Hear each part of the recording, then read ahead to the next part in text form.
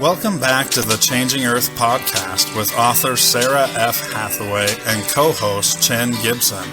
Blending survival, fiction, and fact to bring you entertaining education that will help you dream, survive, and thrive.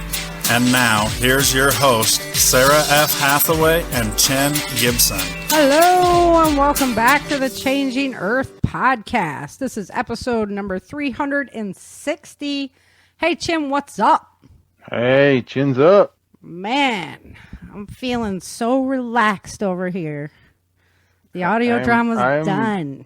I am all... I can't handle it. I'm all twisted and turmoil in my head right now. Would you like to explain why? This week has got me not hating TJ as much. And I can't handle it. Right? I can't take it. It's all perspective, man. It's just like Doug says. It's all perspective. Damn you, Doug. Yep. He's just such an upstanding citizen, you know? Mm-hmm. So, yeah. I mean, he has some redeeming qualities as far as trying to, put things back together and help people out. So, help people out. Yep. Yeah, and make sure that they're psychologically on point and everything. So, yay, TJ. Starve them. Oh, eat them. Put them in a room. Ever since chain them up. Yeah. Ever since the podcast we did, with all the actors last time, Fletcher's been like, I am Yuri, and I am captain now. I will be taking over. Oh, TJ, didn't even see you standing there. Yeah, that was great. So yeah, I'm all done with the audio drama, and let me tell you what a relief it is. Oh gosh, I can finally relax for a moment, sit with my family for a second. We were talking about hours into it. What did I say? 1,332 hours, just in build out. That's just editing, right? Yeah, that's just in editing. That wasn't script writing. That wasn't. That's what I was saying. All the everything that goes into this whole project, between all the people you have in the cast and all your work up to get it, in front of the cast to read, and us recording and getting it back to you, and then you put. Holy smokes, this is a production. The following up with everybody who's got lines, because some with the intrepid commander, you gotta stay on top of. Yeah, Chin, you gotta stay on top of. So yeah, it feels good to be done. I figured it was about 3.5 hours of editing for a year every day. So that's what my life has been consistent of. Now I can actually go to bed early again and sleep. That's boring. Yeah, I know. I'll sleep when I'm dead. I already started writing another book now, so I'm getting bored already. That's how it goes. That's what Phil was like. I was like, well, I don't know if I'll be doing season 3 of the audio drama. We'll see, what everybody thinks at the end and stuff like that, where we're at with other projects and whatnot. Phil's like, yeah, I'll give you a couple months with that, and then we'll see what's going on. So, no. Feels good to be done. There's so much to talk about as far as our world goes. Mm-hmm. And that's just from the social aspects to the planetary aspects. It's just there are so many fires burning right now. How could you possibly put them all out? You can't. So you got to shore up your home. That's just what it comes down to, and it just comes down to enjoying each day. So that's where my focus has really, really turned is, the now, the moment, enjoy it, because we have no idea where we're going, and we're just going to keep praying and hoping good things are on the horizon. Mm-hmm. But in the meantime, there's a lot going on. I'm sure everybody out there who's listening knows about all kinds of current affairs that are affecting you and your life and important in your situation. And I was talking this week, and I'm like, even if you could really focus on one thing that you really believed in, be able to go out there in the world, impact it, make a difference. There's so many other things burning at once that it's like, it's very overwhelming to me. So I'm like, the more that I get overwhelmed by the outside, it's like, okay, let's shore up our shores. And even, been talking with my neighbor who's a medic. They're like, well, we don't have any plans. And I'm like, well, you're in, Guess what? Yeah, you now. You are in the in crowd. So important. We're going to talk today about refugees. And I almost feel like a refugee myself a little bit at this point. Because, literally, we fled California. But you're a landowner. I'm a landowner, yes. And a much better landowner than I would have been in California, notedly. But literally, we fled California because of that political landscape. For no other reason besides politics and money. Mm-hmm. And your ability to utilize your dollar effectively, right? So it is a little bit the move is tough when it's a big geographical change like that. That you had people and networks and stuff hooked up. And then when you become this person who's kind of on the move, who's in flight, now you've got to formulate that game plan again wherever you're at. Very interesting to look at from the preparedness point of view, because so much of America is really on the move right now. I've even heard about reverse immigration. So a lot of Americans, now that they can work remotely, they're actually moving down to Mexico City because it's so cheap to live down there. Yeah, I heard so about Mexico City's all pissed off because of the Americans. Yeah, because the Americans are coming in and they're changing the culture and everything that's going on. And it's like, oh, yeah, well, it works both ways. A lot of Americans on the move right now. A lot of people on the move in the world. So, interesting thing to kind of ponder. Mm-hmm. All right. Well, the first thing I need to do, because I've been on my lazy streak, which, for me, lazy streak is working out 4 days a week and writing another book and, still working my job. Oh, went and got a membership at the local gun club here.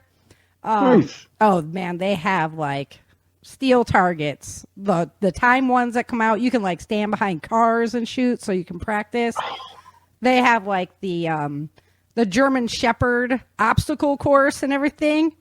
Man, it is tight. They have training over there, for all different level. They can take you from opening up your box and taking your pistol out to, being training for law enforcement and stuff like that.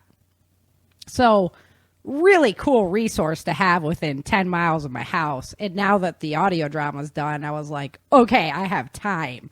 So, that's just awesome. When I need another expensive hobby. But, well, now I'm really jealous. Right? It's a skill I really need to improve. I'm great with a rifle, the pistol. So that's where my focus is going now. So I'll be happy to share my adventures over there and tell you how that goes. And always good to have something for the husband and wife to do together as well. So right, date night or date day. Yeah, date morning, exactly. Saturday morning shoot. So we're excited. The kids are excited. There's no age restrictions, so that will just make sure that your child is safe, aware, competent with a firearm, and you're good to go. So they truly promote that and everything. So Christian was super excited. So he'll be able to go over there and shoot with us. And affordable. Love it. So that's my new project. And I'll be happy to share as we go along. If anybody has any questions, things like that, definitely. Some people live near me that know me, that listen to the show. I'd be more than welcome to share times when there's a training session going on. If you'd like to get in with that, just hit me up via email or, things like that. And, do you have any open spots on the corporate Learjet for me to fly down? Oh, yeah. Well, I'm in. Be careful what you ask for. You might be getting a drone for Christmas now. It better be a damn big one to carry me down. All right. Thump, thump, thump, thump, thump, thump, thump. Here comes Chad. Ah, Sarah. Gosh darn it. That'd be great. Yeah. So, of course, been slacking a little bit, and I haven't done my Jace case video is what I'm trying to get to. So, I am promised. The intrepid commander's going to hound you like you did him, right? Yeah, I'm surprised I haven't heard from him yet. I need to do some reviews. I need to do the reveal, but it requires getting dressed. So that's where my problem is. I guess I should have done it after the gun club yesterday. But you should have done it at the range. Right, yes. With all the acoustics in the background, that would have been awesome. That's true. For when you have a medical emergency. No, I'm kidding. So let's go ahead and hear from the intrepid commander on the Jace case. We'll be right back. Fish mocks. Fish docks.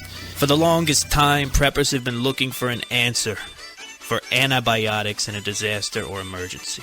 In 2020, we watched the supply chain fall apart. When I met the team at Jace Medical, they explained to me how they can put a prescription of backup antibiotics into your hands. The Jace case is 5 different types of antibiotics. Unlimited physician follow-up for any questions relating to the use of these antibiotics, and a written emergency antibiotic guide that is authored by a board-certified physician. This is the antibiotic solution preppers have been waiting for. Go to jacemedical.com and check out the Jace case.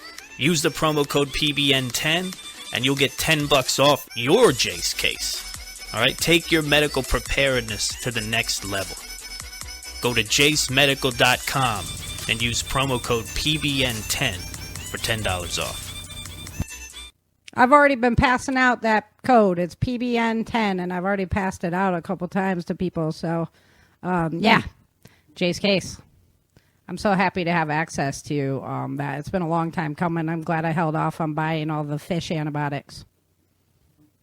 Yeah, right? Yeah, I never really felt like totally good about that one. I understand that animal meds are the same as human meds. And actually, it was looking at my, Intrepid Commander cued me off this morning that the dog's heartworm is ivermectin. I saw that, right? Right? And I looked at the box and I'll be buggered. But, they're like those meaty little chew things. Like, I don't know. I just asked to double check, make sure it really wasn't horse paste. Right? I looked at it this morning. I was like, I'll be buggered. Yeah, but I don't know that I'm going to chew on the little meaty deal for the dogs. That's just kind of disgusting. So, beef flavored. Yeah. Just So yeah, interesting. But I just never really felt comfortable with that, so I'm glad there's an option. All right, we better get into the show. I told you I'm super relaxed, so we're just going to kind of squirrel around today. All right, so this show is called Out of Options. This is episode number 5. No, yeah, 5, right? We're on 5. I'm always off one because I'm always uploading different things for members and that. I don't remember. Episode number 5. There you go. Sure of it. So Erica arrives in Vegas. They get their first glimpse of the Happy Camp. Awesome. We've been rescued. I'm so stoked. Oh. You're bringing us 5-star accommodations. I loved it. Yeah. Freaking 5-star, man. Yeah. Yeah, so the fighting is going on in the city still. This is what a lot of cities would look like. Honestly, with what's on the forefront, if it's possible for you to get out of the city, I would now. I understand we can't have everybody like running into the countryside, but like either you have to start shoring up your community huge within that city, or you need to get out because it's going to get not good in the cities. If you're dead set on staying there, the local farming community around you will be absolutely essential. That has to boom like right now. So nail the farmers markets and make friends and get out there. Encourage them. Pay their bills. Go buy food from them so they can pay their bills and do what they want to do, which is feed you. I always come back to the earthquake in San Francisco in 1903. There was 80% of the cattle population was devastated. You're thinking cattle in San Francisco don't really go together, right? Well, the animals used to be right outside the city, so because they didn't have these huge transport networks and stuff. So we've really cut our cities off at this point. So the more you can encourage people to be growing food and producing that food as close to your city as possible, the better. Support it. You'll thank yourself later. Alrighty. But the government buildings are back online really quickly. Wasn't that nice of them? They got the Air Force Base back up and working really quick. So that was cool. Really nice of them. And they find out they're going to the welcome warehouse for difficult refugees. So I'm shocked. It always leaves me like flashing back to like the sardines, like the people that were in the Mylar sleeping bags, like inside of these plexiglass rooms. That was like horrific that they can actually treat people that way. I don't know. But what do you do when you have that many people on the move? I don't know that there's an answer, right? Right. Mm-hmm. You can't just let everybody like go amok, because then you're going to have even more chaos. So yeah, then you have the strip mall incident. Yeah, right. Yeah. I mean, really, you just can't. So when I wrote the story, it wasn't out of maliciousness towards, like, it was just like a thought exercise of what would be the response, how could they handle this. And I really tried to present it in a way like, so you could understand that people with good hearts and good intentions put this together for what they thought was good reasons, right? It's just like, what does it look like when you're the individual stuck inside of that?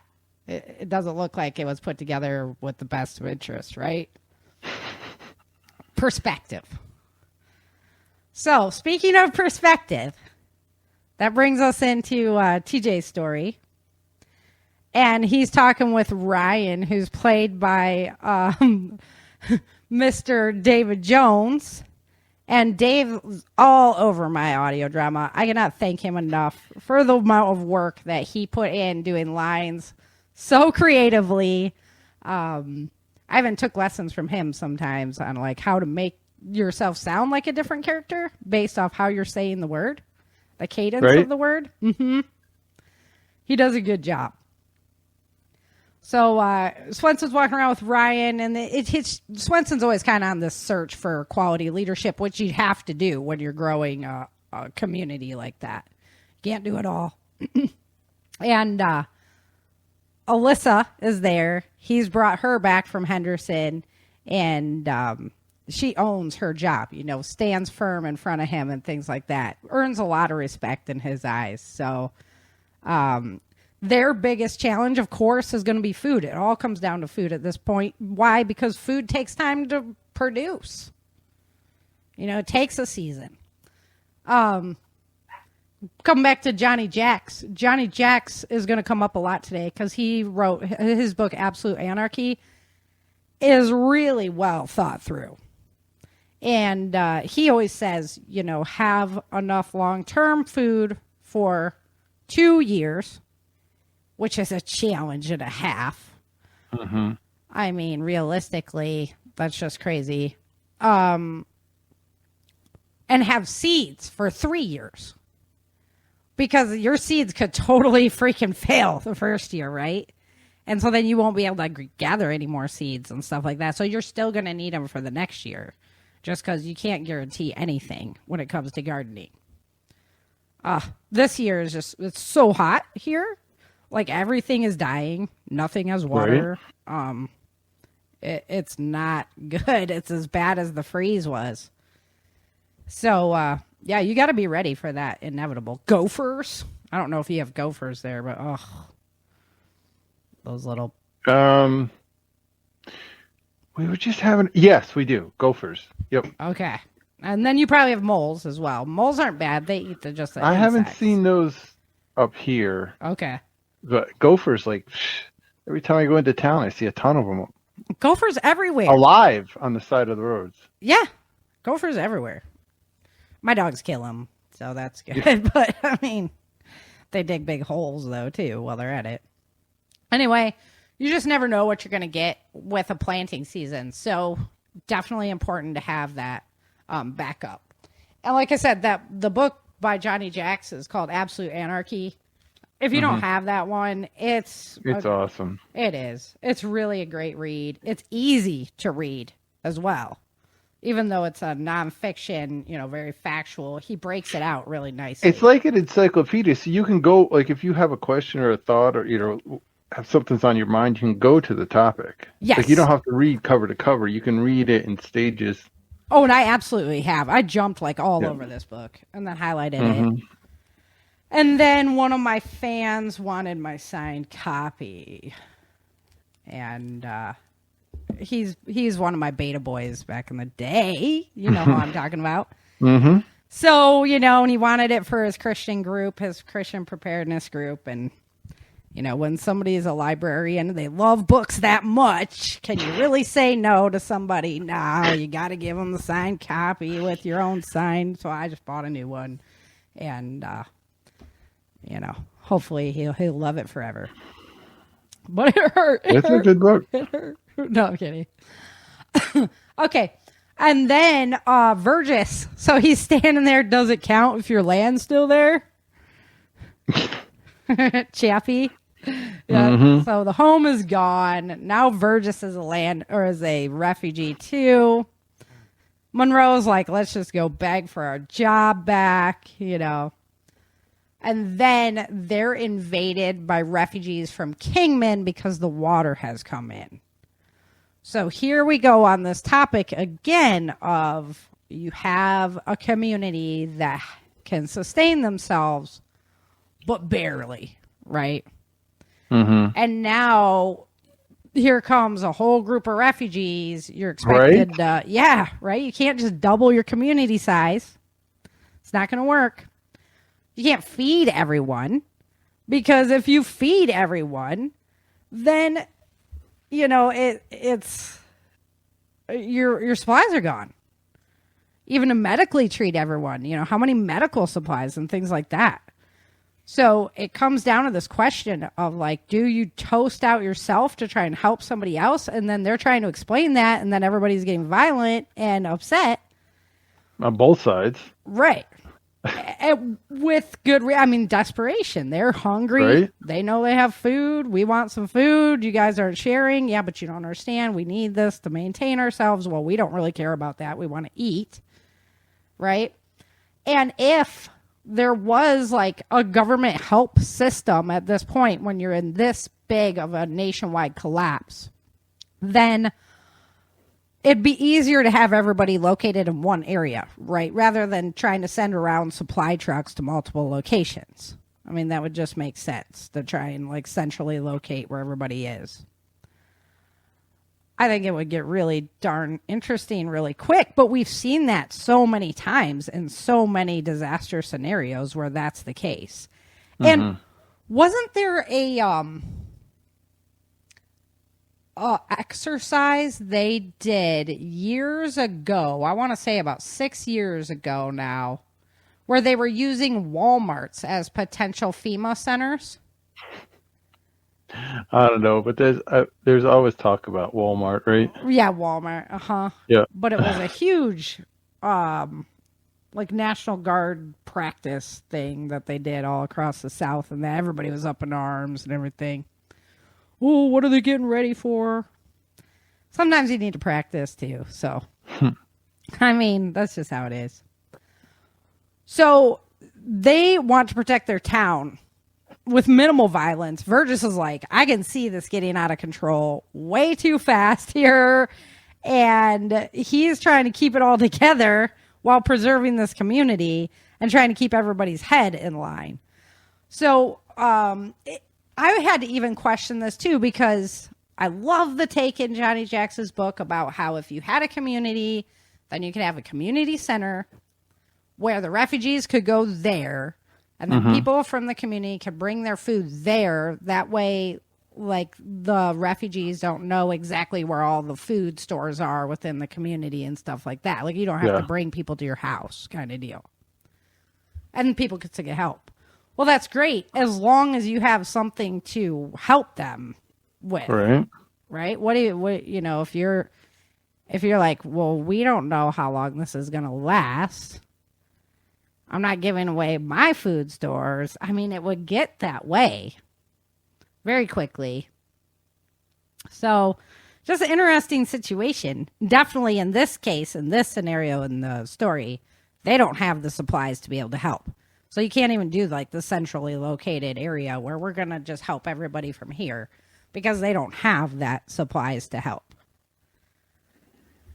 And then... And how are you going to like... So you're going to bring it to this center, right? But the desperate person's going to like try to figure out where it's coming from, right? Follow you home kind of deal. Yeah. Mm-hmm. I mean, and then it'd be back to all about numbers. I mean, I'm not saying it's a bad idea. I'm just saying like there's a hole in every plan. Oh, yeah. There's a myriad. It's so frustrating. And by then, like everybody's stress levels are going to be like skyrocketed. Look at... Oh, yeah. You did a great job with that scene because it was, you could see, I mean, it was Burgess, right? Trying to hold them all together, but there was no way of making it. It just unraveled, It right? just blew up. Yeah, it just blew up so fast. And that's how I would hope that it wouldn't, but I don't know. Look at what people do nowadays. Like, look at what happened just on like Black Friday during, normal years with people like stomping each other for an Elmo doll or whatever. I mean, like, really? So in that kind of situation, I have no doubt that some situations could definitely deteriorate way rapidly. All right, and then Erica in the refugee center, once you're in, of course, I've been talking about this the whole time. What choice do you really have? Once you're in, you don't have a choice. Everybody who was in the Superdome during Katrina found that out the hard way. Right. Hopefully they have like different plans and they've developed different ideas since then. But, that takes foresight and things like that. So I don't know if that happens. When you come in, they're going to take your stuff to centrally locate it. They're not going to allow you to have weapons or like huge supplies of food or something on you. The chances are they would take that to centrally locate it. And then Erica's constantly, training. Of course, it's in my books because I'm trying to subconsciously get you guys to always think about training. So, yes, Ricuddle just said the Absolute Anarchy is on Kindle Unlimited. So if you have Kindle Unlimited, you can go over there and read it. You can at least check it out. Yeah. That's a book. That's like a book you need. I mean, I've got a hard copy and an ebook copy just so I have it wherever I go. Yeah. Yeah, you need a hard copy of that one. I'm all about the hard copy, but I also see value in having ebook copies too because you can have them on your phone and your tablet, So. Yeah, as long as all that stuff looks good, you've got it. Same thing with the Survival Medicine Handbook. Nicole Pellion's Forager's Guide to Wild Foods is another great one. These ones are ones that sit in front of me all the time. So they're my go-to resources. But thank you for finding that out. Mm-hmm. So yeah, train. There's another book. It's called Solo Training. I forgot to look it up before I got on the air. I'll put a link to it in the blog. I have it starred to link it for you guys. But a lot of really great techniques in there. I don't know if it was written like during the 70s or something like that. But this guy used to like stand in his tiny little apartment and kick out the window of his apartment because he didn't have anywhere else to practice. So it just goes to show like you can practice wherever you are. And nothing has to be big and spectacular, and you don't have to be a super martial artist or any of that. He did not break the window, but he would open the window and kick out through the window. Yeah. That's what I meant. That's what I meant. Yeah. It's like open the window, and he would kick his foot out the window because he had no space. Could you imagine being outside? Yeah. What the heck? His foot just keeps coming out. That's great. Yeah, exactly. But, get it done kind of thing. There's no excuse. Yep. And, man, it's freaking hot as heck here. And I'm back into my, my martial arts regiments and stuff. I was like, okay, it is what it is. And you got to work out, and that's just how it is. So suck it up, So take it easy. Do what's safe for your body, that kind of thing. Even if it's just a walk, whatever. But you get some light weights. It doesn't have to be heavy at all. You can do body weight and just do massive amounts of reps. So there's really no excuse. And of course, if you need help with a workout regimen, you can always hit me up. But train. And on that note, we go into Swenson's story, and he's training. So the bag work, I loved finding that graphic or that audio clip and really making that pop for the show. And his reputation is starting to spread. He's this leader. He's been, bringing order to the chaos, supplying fighters so that everybody can be safe and this kind of thing. And now people are starting to come to him to ask him for help with their communities. So it really made me think of desperate situations will make people just much more willing to work with crummy circumstances, right?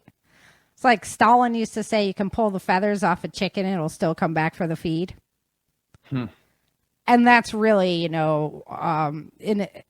all know that TJ is this kind of psychotic mess, but people would be more willing to put up with psychotic messes because times are desperate. So watch out.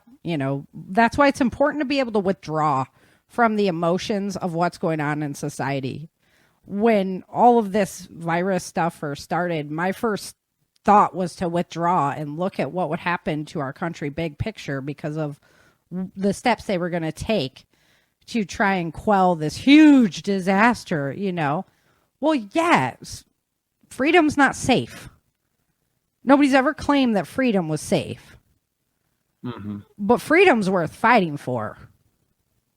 I don't know that, safety is. I mean, do you want to be strapped in, or do you want to be free to go your own direction? That's really what it comes down to. You can't have both. So you can be smart. You can do things for the goodwill of your fellow man and people and stuff like that. But nobody should force you to wear something, to do something, to inject something, none of that is the American way. None of that is freedom. Okay, rant, sorry. But anyway, so I try not to get into politics because I'm trying to keep it nice and neutral, but I feel very strongly about that one. I got annihilated off of Facebook for that one, and I will stand behind it 100%. You got to watch your freedoms no matter what comes up. So Teresa has Susan at the table, right? And they're like, oh, TJ, I didn't expect you to be home so quick. And it's really kind of ticking Swenson off because he doesn't want Teresa getting attached to Susan. This is what he does kind of for a living. And so he can't have Teresa getting attached to everybody that he brings in his house, right? Mm-hmm. So he's trying to protect her, right? But, so they don't get attached to each other. Isn't he nice? He's such a nice guy. Yeah, he's considerate. Right? And he's networking, so that gives him the ability to trade, get more supplies for his communities. So he's just doing really good things this show. It's so hard for me to say that with a straight face. And Vergis got robbed. The refugees rob him. They rob the community. They steal all the food, even though the community was willing to help them and do what they could. And that's when the strings just pull. On a bag when you pull the string and it just... Right? There you go. I mean, that's just the straw. And so once you throw your chips in with a group, once you start identifying with a certain group of people, you're going to be associated with their actions. And for better, for worse, that is going to happen. Once you start identifying yourself with a group. Now, other people's perception of you, whatever, they can believe whatever they want. But when you start putting yourself in that box, then you are assuming responsibility for their actions as well. So it's just something to keep in mind when you decide to really throw your chips into a cause or behind a political party or things like that. Once you're like, yeah, this is me, I identify there, then, you're responsible for their actions too. And if you don't like it, then you better start, helping them to change who they are so that it doesn't reflect badly upon you. My favorite quote in there was, "Are we now guilty until proven innocent?" Because goodness gracious, isn't that true nowadays? Yeah, not much fiction in that. Yeah, unless you have like enough money to be proven innocent right off the bat. So, and then the fight ensues. So one of the things that I really picked up from James Yeager was always look for the leader. You're after that leader person. Whoever's leading that group, it's like that's the one you're going for, Because if you can stop the mouth, if you can stop the leader, then you can get control of the situation much quicker. Another technique that police officers use is pain actually makes you more susceptible to directions. So like as you're applying pain, you start giving the same direction over and over and over again. And it makes the person more susceptible to actually doing that thing you're suggesting. It's also a Swenson technique. All right, Erica. So the captain's like, you can't train people here. Not these people. They can't do martial arts. They can't defend themselves. Yeah, no, that never goes over very well in my book. And that's a lot of the reason why I center my training around women and elderly people. I've heard too many elderly people just like, oh, I couldn't defend myself anymore. No, yes, you can. Yes, you can. I like at prepper camp, there's some of the most tenacious older people in the world at prepper camp. I swear to goodness gracious, this lady, like, she's like total implant knee and all this stuff. She's like, my knee's solid metal. I'll just crack them with my metal knee. I'm like, yeah, you will. And is it Hope? God, her name's like Hope or Faith. I always get it confused because I have friends that are both names and kind of similar. But she's an older lady that comes. She's always in the bucket boonie hat. And she is literally like my hero. She is, obviously up there in years, but she's like, during my self-defense class, she's like, yeah, I do 10-man push-ups every day. I'm like, yeah, you do? You're a rock star. Like, I want to be, as tenacious and enduring as she is, and a really touching moment. So, prepper camp, yay.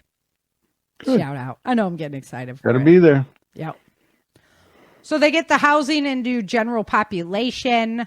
Family reunites, and what's the big problem? No food. Reoccurring theme. Sometimes in my writing, I kind of mimic what's going on in reality. Sometimes I don't even mean to. Like I wrote the hurricane that happened in Houston. Yeah, right? Like 3 months before it actually happened. It was a little eerie. Yeah. So I'm like, okay, let's see what's going to happen. They're building the fence, right? So the refugees actually help build the fence. And it's like, are we building this fence to keep us in or keep the fighting out? And of course, the government's like, well, we got to keep you safe away from the fighting. This is for your guys' own good. Okay, we'll help. But good people pitching in, no matter what kind of situation you're in, you can always make it better. Or you can make it worse, depending on your attitude, your perspective, and your willingness to actually just stand up and make things better. So Vince pitches in to make the garden so that they can all eat. There's always lots of work to be done. And if you want to be a grumpy Gus, then negative Nancy, then so be it. But life's a little bit too short in my book. I'm pretty much ready to smile no matter what gets pitched at me. It's just, I don't know. Depression and negativity is just, I don't know. If you want to live life that way, that's cool, but I think it's way too short. Okay, and then they meet Alex Bingham. Now, Alex is a key player in the story. This is Andrew's brother he actually helped him out in California. And I wanted to make this connection because when you move from like a different state and then a different state, and you've moved kind of all over the place, you meet people from that state. You meet people from neighborhoods that were like the same as yours and things like the world is actually a lot smaller than you think it is. Mm-hmm. So, this moment could really happen where you're like, oh my God, your brother was the one who led us and he stayed and he died. And you might be the one that has to deliver that news. But wouldn't you rather know than like, I don't know, my brother was in California. Like, I never knew the answer. Would you want to know or not want to know? Right. I'd probably want to, right? I'd want to know. Yeah. I'd just bring that closure. All right, and then back to Swenson's story. Mr. Lee, he's like, we're just going to kill everybody who's not necessary. Because Mr. Lee is really actually the psychopath who raised, TJ. So, and TJ's just not into that. And he tries to connect with Alyssa and then has just like that awkward dinner where she's just like, what? And Teresa's like, oh, his bark is much worse than his bite. Yeah, have you seen this guy? Have you seen him bite before? Because that's pretty not cool. So, I think Teresa would be the only one that could like say that with a straight face. And then Vergis, this is his big moment. He has to make a decision on what to do. And obviously he decides to rejoin with the mercenary forces. Well, he didn't have much of it. I mean, he had a decision. Right. It wasn't really like, there was something about a rock and a hard place on that one. Right. Like you're going into the refugee camp or you can come back and lead and look out for all these people out here. So, of course, he was like, okay.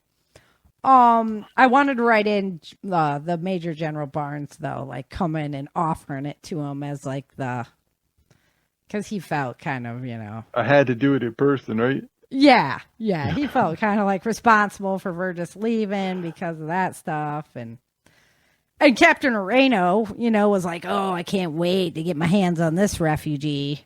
And so Louise. I know that was the stuff for him.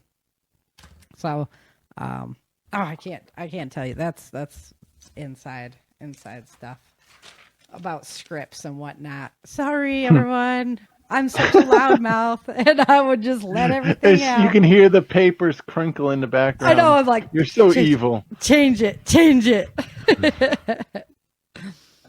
All right. Let's go ahead. So that was episode 5. Episode 5 was... No, that was 5. 5. Yep. They're going by so fast.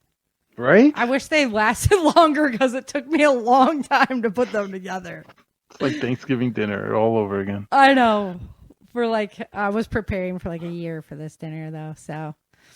Hey, let me know how you guys like them. I'm super curious, and I'd love to hear your feedback. And not that it would change a whole lot at this point because the show is ready to roll. But when you work so hard on something like that, man, it's great to hear what people are saying and just how you guys are enjoying like the different things that pop out to you. So definitely hit me up and let me know how you guys are enjoying that show. Alrighty. Well, thanks, Chin, of course, for coming.